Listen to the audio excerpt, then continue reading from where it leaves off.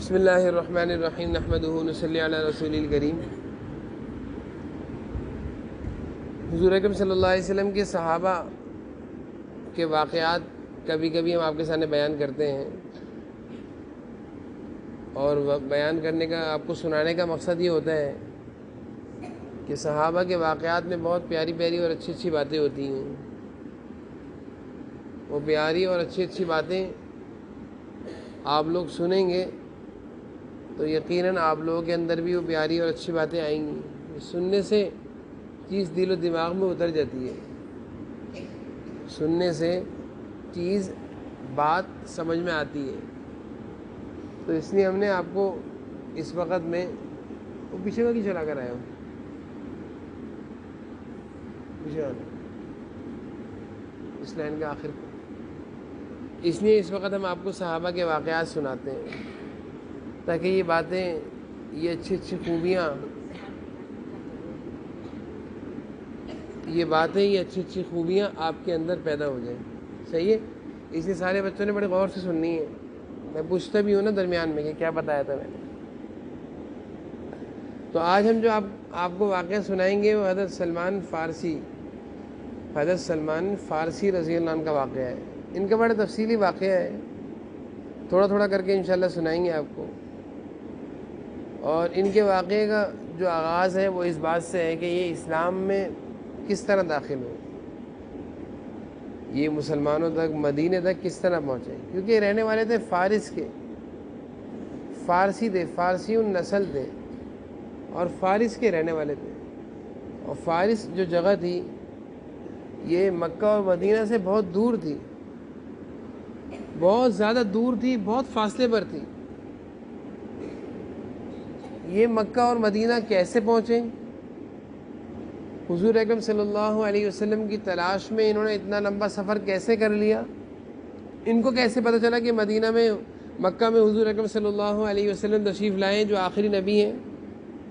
یہ ساری باتوں کا جواب ہم آپ کو انشاءاللہ تھوڑا تھوڑا کر کے سناتے ہوئے دیں گے، ساری باتیں آپ کے سمجھ میں آئیں گی۔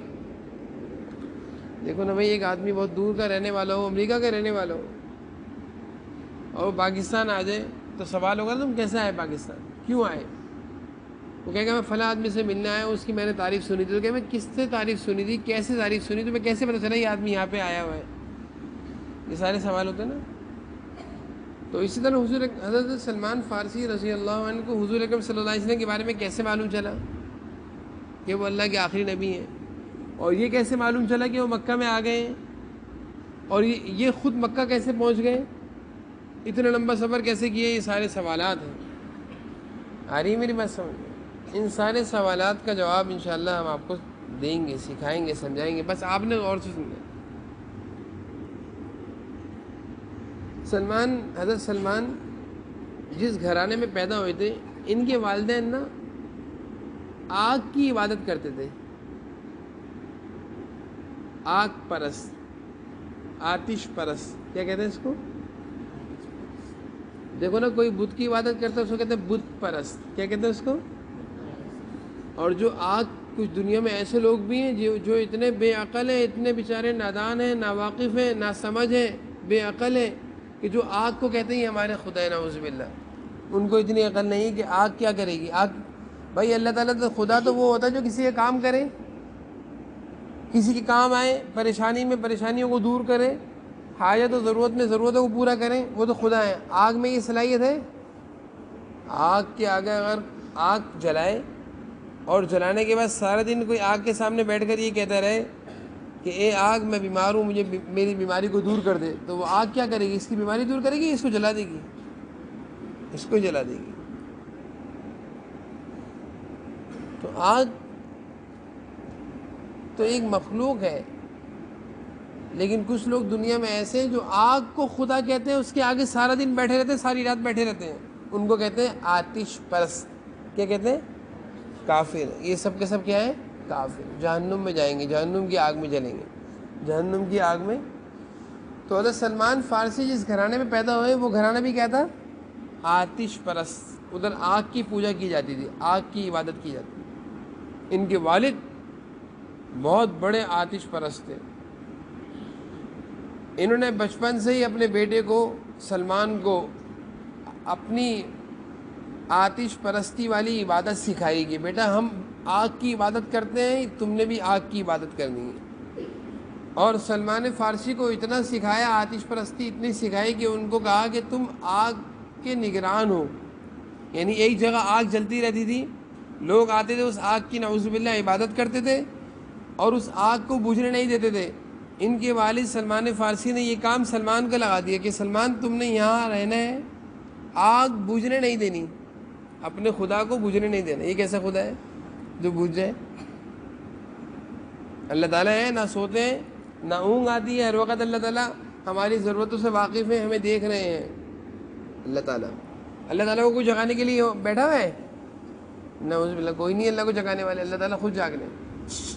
ایک لمحے کے لیے بھی نہیں سوتے اللہ تعالیٰ، اونگ بھی نہیں آتی، سونا تو دور کی بات ہے، جیسے ہم نیند میں کیا کرتے ہیں اونگتے ہیں، اللہ تعالیٰ کو اونگ بھی نہیں آتی۔ ہر چیز سے اللہ تعالیٰ باخبر ہے، ہماری ضرورتوں سے، ہمارے کاموں سے، ہمارے بولنے سننے سے اللہ تعالیٰ واقف ہے کہ کون کیا کر رہا ہے۔ صرف آپ نہیں، پوری دنیا میں جو ہو رہا ہے اللہ کو معلوم ہے۔ انسان نہیں، جانور بھی جو کر رہے ہیں، حتیٰ کہ درخت کا پتا بھی ہلتا ہے وہ بھی اللہ کے حکم سے ہلتا ہے۔ سمجھ میں آ رہی؟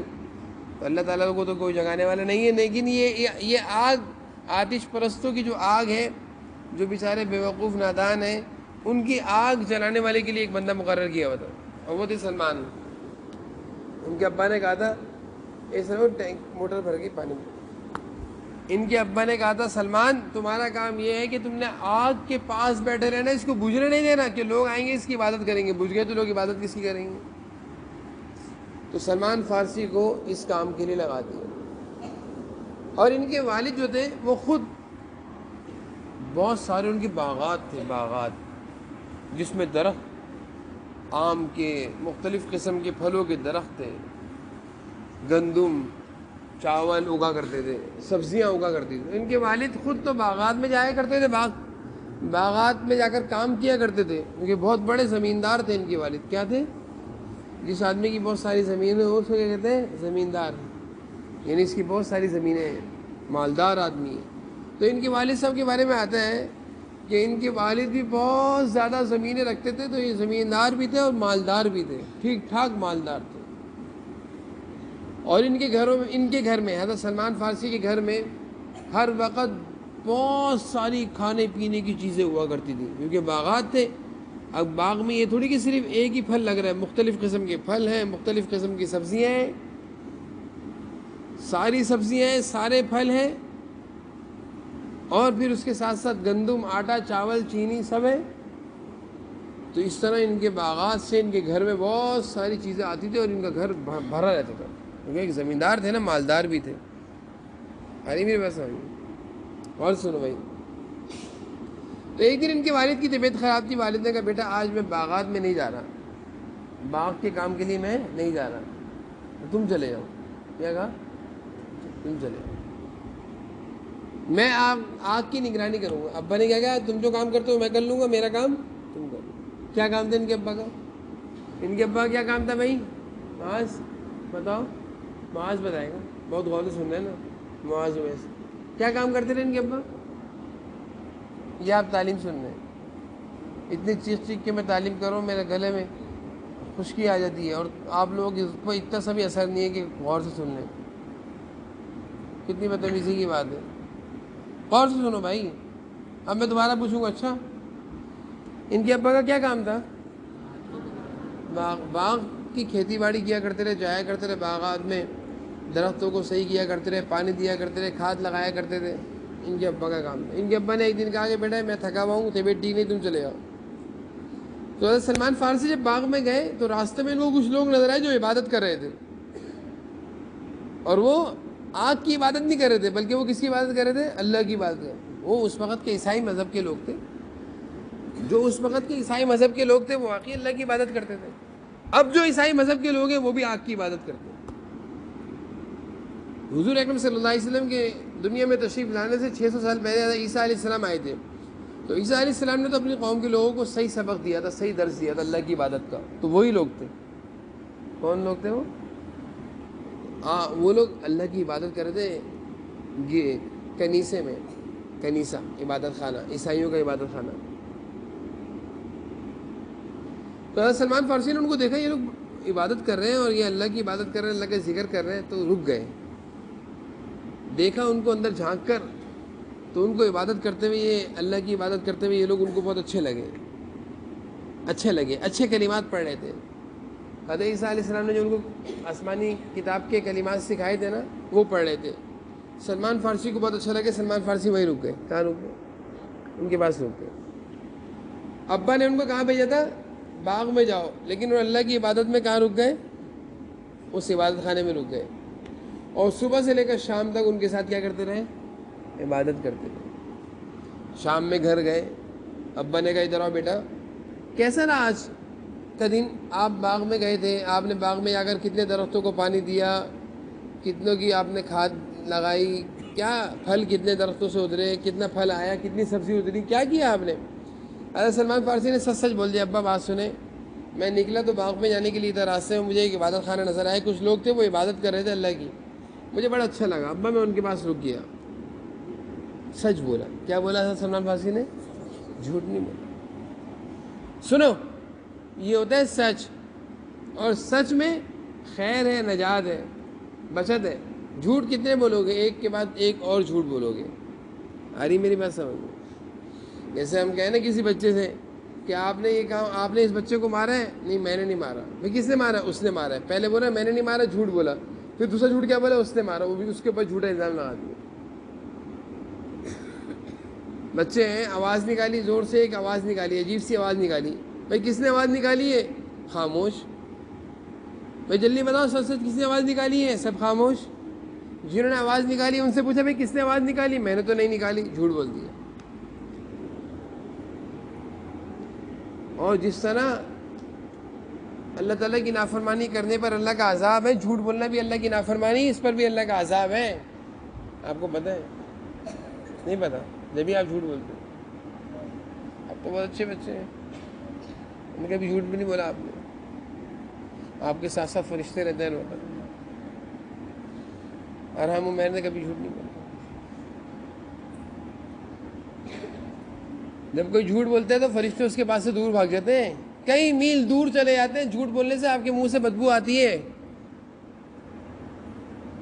فرشتے اس بدبو کو برداشت نہیں کرتے، چلے جاتے ہیں. تو جب آپ کو اپنے پاس سے فرشتوں کو بھگانا ہو کہ آپ چلے جائیے ہمارے پاس سے، اچھی مخلوقوں کو بھگانا ہو اور گندی مخلوق کو اپنے پاس بلانا ہو، کون ہے وہ؟ شیطان. تو کیا بولیں گے آپ؟ جھوٹ. کیا بولیں گے آپ؟ بہت اچھا کام کریں گے نا جھوٹ بولیں گے تو. ہاں نہیں بھائی، کبھی بھی جھوٹ نہیں بولنا چاہیے. ہمیشہ کیا بولنا چاہیے؟ سچ. بولو سارے، ہمیشہ کیا بولنا چاہیے؟ سچ. کچھ بھی ہو جائے، کتنی بڑی غلطی ہو گئی آپ سے، کتنا بڑا نقصان ہو گیا، غلطی سے ہوا ہے نا، بتا دو امی مجھ سے غلطی ہوئی، آئندہ نہیں کروں گا، بات ختم ہو جائے گی. اتنی سی بات ہے نا. میں بات بچوں سے کہتا ہوں سچ بتا دو، بچ جاؤ گے. پھر بھی وہ جھوٹ بولتے ہیں. میں کہتا ہوں سچ بولو گے معاف کر دوں گا، پھر بھی جھوٹ بولتے ہیں. جب جھوٹ پہ جھوٹ بولتے ہیں اور ہمارے پاس کنفرم رپورٹ ہوتی ہے کہ اس نے یہ حرکت کری ہے، پھر ہم اس سے پوچھتے ہیں کہ آپ نے جھوٹ کیوں بولا. پھر ان کو ہم تنبیہ کرتے ہیں. اگر آپ سچ بولتے تو ہم آپ کو فوراً معاف کر دیتے ہیں. اب آپ نے جھوٹ پہ جھوٹ بولا، ہم آپ کے گھر رپورٹ جائے گی. تو حضرت سلمان فارسی رضی اللہ عنہ کے والد نے پوچھا کہ اب بیٹا کہاں آج صبح سے شام تک کا وقت گزارا، کیسا رہا باغ میں؟ تو کہا ابا میں باغ گیا ہی نہیں تھا، سچ بتا رہا ہوں. کہاں گئے تھے؟ میں جا رہا تھا باغ، راستے میں نے کچھ لوگوں کو دیکھا وہ عبادت کر رہے تھے، مجھے ان کی عبادت بہت اچھی لگی، اس لیے میں ان کے پاس سارا دن رہ گیا. مجھے بہت مزہ آ رہا تھا، میں ان کے پاس سے اٹھنے کو دل نہیں چاہ رہا تھا. عبادت میں کیا آ رہا تھا؟ آپ لوگوں کو مسجد جانے میں مزہ آتا ہے؟ ہاں ایسے گردن نہیں ڈالو جیسے یہاں سارے فرشتے بیٹھے ہوئے. مسجد جانے میں آپ لوگوں کو مزہ آتا ہے؟ آپ لوگوں کو نماز کا کہا جاتا ہے کہ بیٹا نماز پڑھ لو، تو آپ کو سب سے زیادہ مشکل نماز پڑھنے لگتا ہے. سب سے زیادہ مشکل کیا لگتا ہے آپ لوگوں کو؟ نماز. مسجد جانے کا کہہ دیا جائے تو آپ مسجد کا، بہت سارے بچے ایسے بھی ہیں جو بہت ہی زیادہ گندے ہیں، جو مسجد کا بول کر جاتے ہیں اور مسجد نہیں جاتے، گھوم پھر کر آ جاتے ہیں اور جھوٹ بولتے ہیں میں نماز پڑھ کے مسجد سے آیا ہوں. کتنی ہی غلط بات ہے، کتنی بری بات ہے. ابراہیم میری بات سمجھ میں نے کیا بولا ہے؟ کیا بولا ہے میں نے؟ جو بچے ایسے کچھ بچے ہیں جو مسجد کا بول کر جاتے ہیں کہ ہم مسجد جا رہے ہیں نماز کے لیے، لیکن گھوم پھر کر آ کر کہتے ہیں ہم نے نماز پڑھ لی، تو بس کس کو دھوکہ دے رہے ہیں؟ ابو امی کو دھوکہ دے سکتے ہیں، اللہ کو دھوکہ دے سکتا ہے کوئی؟ اللہ کو کوئی دھوکہ دے سکتا ہے؟ بولو سارے، نہیں دے سکتے۔ تو نماز تو اللہ کے لیے بھائی، ابو امی کے لیے تھوڑی ہے نماز، ابو کی امی کے لیے، اللہ کے لیے۔ تو نماز کے لیے مسجد جانا، مسجد میں دل لگنا، یہ تو خوش نصیبوں کی عادت ہے۔ اور نماز کے لیے مسجد نہ جانا اور مسجد میں پھر دل بھی نہ لگنا، بھاگنا مسجد سے، یہ تو بد نصیب ہے، یہ تو کوئی اچھے بچے نہیں ہیں، یہ تو کوئی اچھے بچے نہیں ہیں۔ مسلمانوں کے بچے ہیں نا الحمدللہ ہم لوگ، کس کے بچے ہیں؟ اللہ تعالیٰ کی عبادت کرتے ہیں الحمدللہ، بولو سارے، زور سے بولیے۔ اللہ تعالیٰ کے گھر نہیں جانا چاہیے، مسجد اللہ کا گھر ہے، جس کو اللہ تعالیٰ سے جتنی زیادہ محبت ہوگی وہ اتنا زیادہ مسجد جائے گا۔ اللہ تعالیٰ نے دن بھر میں کتنی دفعہ میں مسجد بلایا ہے؟ 5 دفعہ اللہ تعالیٰ نے ہمیں مسجد بلایا دن رات میں۔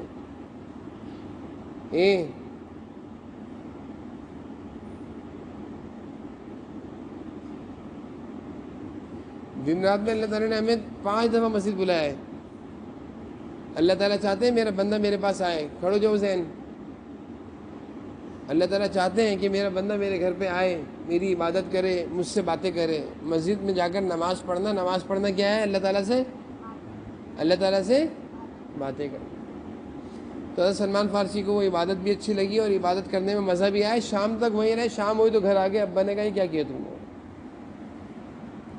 اب ان کے ابا سمجھا رہے ہیں، ان کے ابا ان کو غلط بات سکھا رہے ہیں کہ بیٹا آتش پرستی، آگ کی عبادت کیا کرو اور کسی کی عبادت نہ کرو۔ سلمان فارسی کہہ رہے ہیں نہیں بیٹا ابا آپ غلط کہہ رہے ہیں، آپ مجھے غلط چیز کی عبادت کی کہہ رہے ہیں، جبکہ میں اللہ کی عبادت کر رہا ہوں ان لوگوں کے ساتھ، اور آپ مجھے کہنا آگ کی عبادت کرو، آگ میں کیا ہے؟ ابا نے کہا اچھا تمہیں میری بات سمجھ میں نہیں آ رہی؟ نہیں ابا آپ کی بات غلط ہے اس لیے سمجھ میں نہیں آ رہی، میں اللہ کی عبادت کروں گا، آگ کی عبادت نہیں کروں گا، آپ غلط کر رہے ہیں۔ مجھے ان لوگوں کی عبادت بہت اچھی لگی، مزہ آیا، سکون ملا، سارا دن میں نے وہاں بیٹھ کے گزار دیا، اور آپ مجھے یہاں پہ آگ کے پاس بٹھاتے تھے، سارا دن آگ جلانے کے لیے میں خود بھی جلتا رہتا تھا۔ بھائی تندور میں کوئی بیٹھے گا تو اس کو ٹھنڈک ملے گی، اگر آپ تندور میں بیٹھو گے تو کہ آپ کو وہاں ٹھنڈک ملے گی، اے سی ملے گا، آپ کو فیلنگ ہو رہی ہوگی میں اے سی کے پاس بیٹھا ہوں، ہاں کیا فیلنگ ہو رہی ہوگی آپ کو؟ میں آگ کی تپش میں بیٹھا ہوا ہوں، اور زیادہ دن بیٹھ گئے تو کیا ہو جائیں گے آپ بھی، تھوڑے دن بعد کیا بن جائیں گے؟ کوئلے کی شکل ہونا شروع ہو جائے گی آپ کی، کوئلے کی طرح۔ تو سلمان فارسی نے کہا ابا وہ جگہ اتنی پیاری تھی، وہاں پہ لوگ اللہ کی عبادت کر رہے تھے، سکون تھا، پھنکے بھی چل رہے تھے، مزہ بھی آ رہا تھا، اور وہ اللہ کی کتابیں بھی پڑھ رہے تھے، اور جہاں آپ مجھے سارے دن بٹھاتے ہیں آگ کو جلانے کے لیے، وہاں میں خود جلتا رہتا ہوں بیٹھا ہوا، نہ مجھے یہاں پہ سکون ملتا ہے، نہ مزہ آتا ہے، نہ میری مصیبت آئی رہتی ہے، جب تک کہ میری ڈیوٹی ہوتی ہے آگ جلانے کی میں خود جلتا رہتا ہوں، اور میرا رنگ دیکھے کالا ہو رہا ہے، میرے کپڑے دیکھے کالے ہو رہے ہیں۔ ابا نے کہا بیٹا کل سے گھر سے نکلنے کی ضرورت نہیں ہے، اور ان کے ابا نے ان کو زنجیروں میں باندھ کر گھر میں ڈال دیا، کہا کہ اس کو آئندہ گھر سے نہیں نکلنے دینا، گھر والوں سے کہا، گھر والوں سے کیا کہا؟ ان کو آئندہ گھر سے نہیں نکلنے دینا۔ یہ اللہ کی عبادت کرنے لگ جائے گا، آتش پرستی چھوڑ دے گا، بتوں کی عبادت چھوڑ دے گا، تو یہ نیا مذہب اختیار کر رہا ہے، جبکہ وہ صحیح کام کرے تھے غلط کرے تھے۔